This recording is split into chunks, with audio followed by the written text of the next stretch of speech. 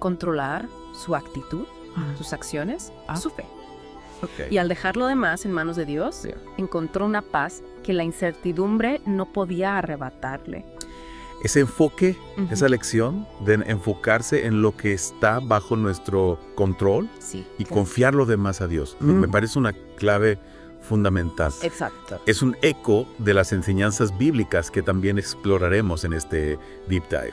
Y es interesante cómo esa experiencia personal conecta con la sabiduría que encontramos en la Biblia. Totalmente. Textos como el Salmo 46.10. Ok. Estad quietos Ujú. y conoce que yo soy Dios. Ajá. Nos invitan a reconocer la soberanía de Dios, Sí. incluso en medio de la tormenta. Y lo que me parece aún más revelador es que la Biblia no solo nos dice que confiemos en Dios, Claro. sino que nos da ejemplos concretos Ujú. de cómo esa confianza se manifiesta en la vida de personas que enfrentaron desafíos increíbles. Claro, como la historia de David enfrentando a Goliat. Exactamente. Es una historia que hemos escuchado muchas veces, Ajá. pero creo que en el contexto de esta inmersión cobra una nueva dimensión. Totalmente. David, un joven pastor, Ujú. enfrentándose a un gigante que aterrorizaba a todo un ejército. ¿Qué lo impulsó a enfrentar esa situación? Buena pregunta. No fue la fuerza bruta, Claro. ni la estrategia militar, Ajá. sino la fe en que Dios estaba con él. Es un recordatorio poderoso de que la fe puede superar obstáculos que parecen insuperables. Pero, ¿cómo se traduce esa fe en la vida diaria? Mm. ¿Cómo enfrentamos los miedos y las preocupaciones que nos asaltan en momentos de incertidumbre? En los sermones que analizaremos, encontramos respuestas a esas preguntas. Ok. Un punto clave es entender que el miedo, aunque es una emoción natural, Claro. no tiene por qué controlarnos. Recuerdo una frase que me impactó de uno de los sermones. La preocupación es como pagar intereses por un problema que tal vez nunca ocurra. Interesante. Es una pérdida de energía y enfoque que nos impide confiar en el plan de Dios. Esa analogía me parece muy acertada. Sí. En Mateo 6.27, Ok. Jesús pregunta, ¿quién de ustedes, por mucho que se preocupe, puede añadir una sola hora al curso de su vida? Claro. La preocupación no cambia el pasado ni controla el futuro. Eso. Solo nos roba la paz del presente. Entonces, si la preocupación no es la solución, ¿cuál es el camino para encontrar esa paz que tanto anhelamos, especialmente en momentos de incertidumbre? Las fuentes que estamos explorando nos ofrecen algunas claves. Ajá. Y una de las más importantes es la oración. Me intriga cómo la oración se presenta no solo como una forma de pedirle cosas a Dios, sino como un acto de entrega, de confiar en su sabiduría y en su poder. Exactamente. Filipenses 4.6 nos dice, Ajá. no se preocupen por nada, Ajá. en cambio oren por todo. Díganle a Dios lo que necesitan Y... y denle gracias por todo lo que ha hecho. Ajá. La oración se convierte en un canal de comunicación con Dios. Claro. Un espacio donde podemos depositar nuestras cargas, Ajá. nuestras angustias y recibir a cambio su paz. Y no se trata solo de orar en momentos de crisis, Exacto. sino de cultivar una vida de oración constante, de mantener esa conexión con Dios en todo momento. Así es. Una de las fuentes que me pareció muy inspiradora es la historia de un hombre que en medio de una situación muy difícil Ajá. decidió comenzar cada día con una oración, con la lectura de un versículo bíblico que le brindaba esperanza. Y al hacerlo, descubrió que su perspectiva cambiaba, Claro. que la incertidumbre ya no lo paralizaba. Es un ejemplo de cómo pequeños actos de fe pueden tener un gran impacto en nuestra vida. Totalmente. Y me parece un buen punto de partida para reflexionar sobre lo que hemos explorado hasta ahora. Sin duda. Al reconocer la soberanía de Dios, Mm. al confiar en su plan, al convertir la oración en un hábito, Sí. estamos dando pasos concretos para encontrar la paz en medio de la incertidumbre. Exactamente. Y si retomamos la idea de la oración como herramienta para encontrar la paz, me parece interesante cómo las fuentes también destacan la importancia de la gratitud. No se trata solo de pedir, sino de agradecer por lo que ya tenemos, incluso en medio de la incertidumbre.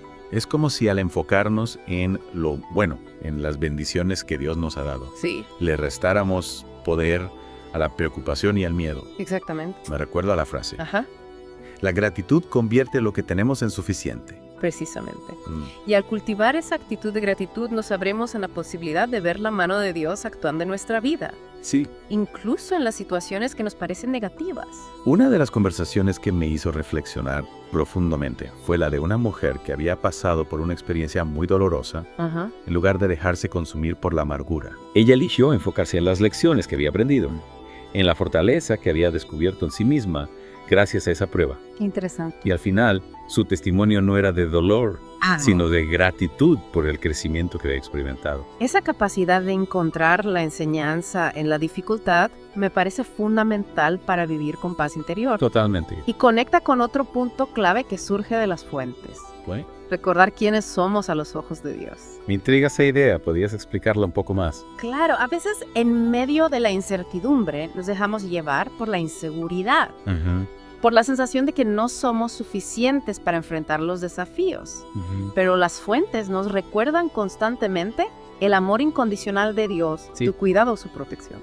Recuerdo un versículo que me ha ayudado mucho en momentos de angustia. Así, Aunque mi padre y mi madre me abandonen, el Señor me recogerá. Salmo 27.10. Es como si Dios nos dijera, Mm. no importa lo que pase, yo siempre estaré aquí para ti. Esa certeza, esa seguridad de que no estamos solos, Exacto. es un bálsamo para el alma. Sí.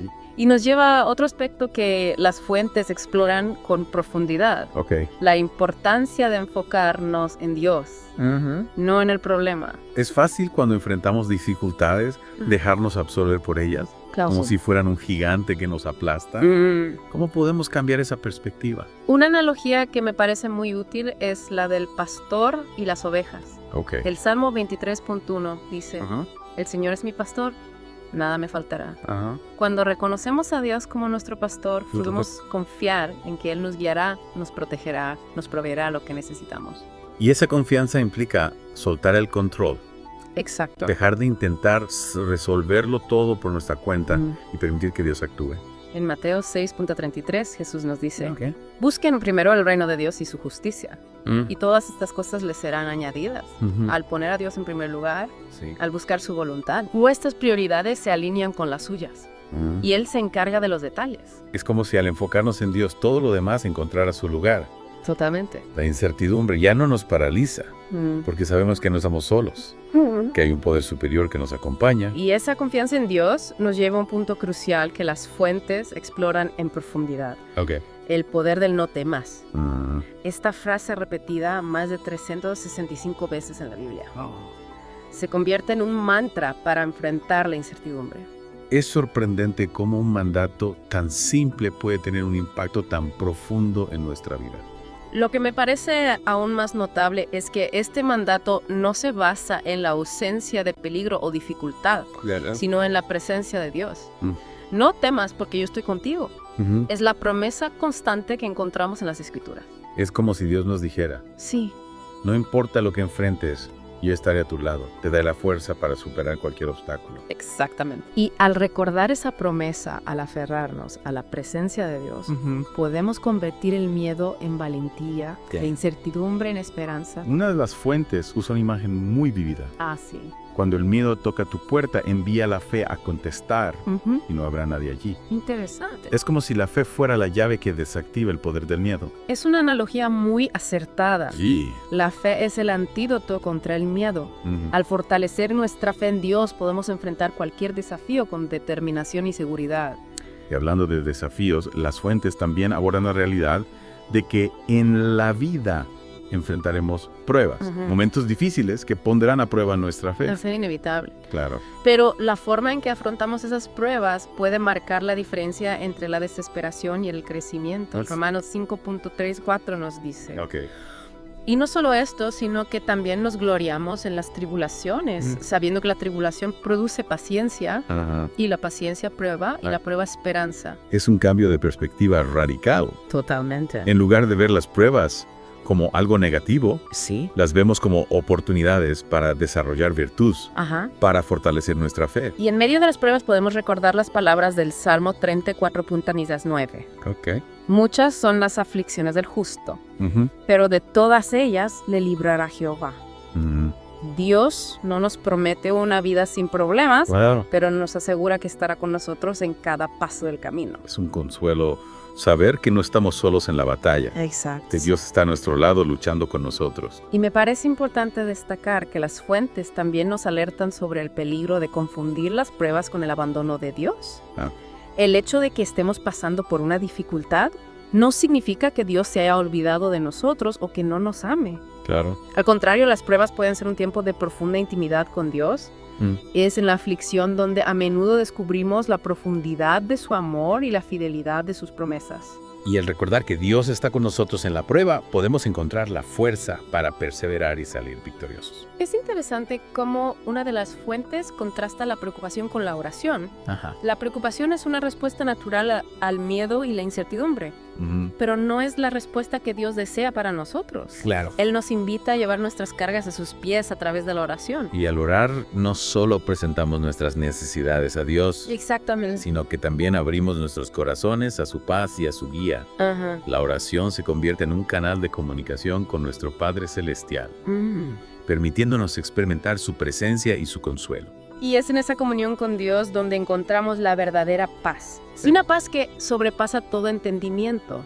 Una paz que no depende de las circunstancias externas, sino de la certeza de que Dios está en control. Las fuentes nos recuerdan que la paz no es la ausencia de problemas, Exacto. sino la presencia de Dios en medio de ellos. Al confiar en Él, podemos navegar las tormentas de la vida con esperanza y seguridad, sabiendo que Él nos guiará hacia un puerto seguro.